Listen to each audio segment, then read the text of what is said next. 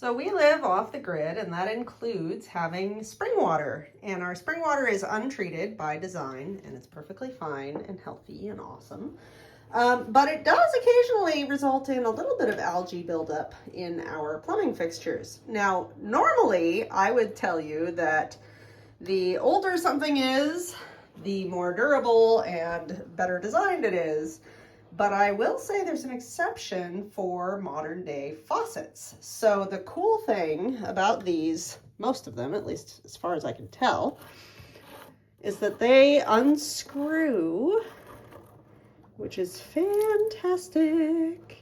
Super easy, and you can see the buildup of the algae in there. So really easy. All I do is take this O-ring out, okay? So it's just an O-ring. I set it right there.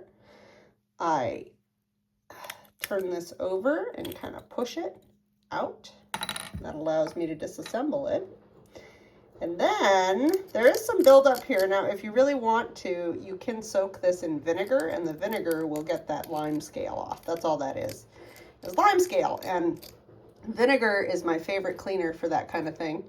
But right now what I'm focusing on is the fact that this is pretty much totally clogged up with that algae stuff that I just scraped off with my finger. And I can do one of two things. I can put it down here, which results in going to the gray water system, or I can flush it down the toilet. And I think in this case I'm just going to flush it down the toilet because it's a chunk of stuff and every little bit helps.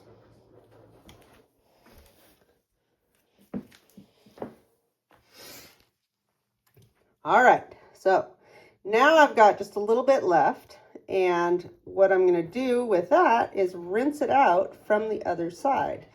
And I can feel, and you can probably see, I've got this grainy stuff coming off on my fingers. It really does not take much to clean these.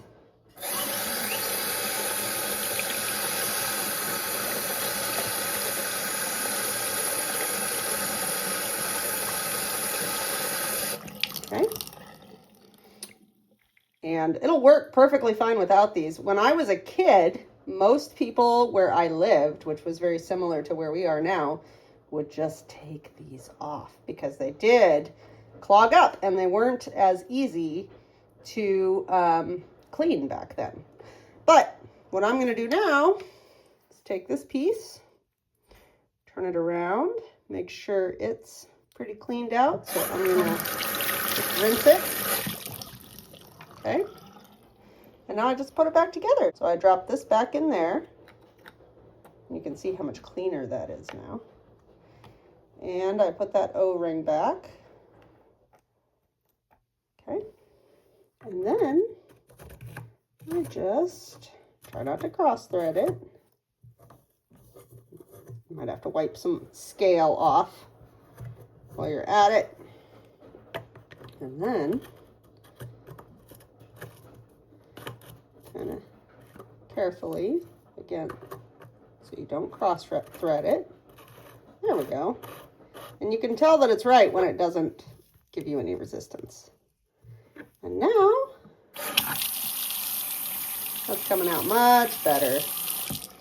Super easy.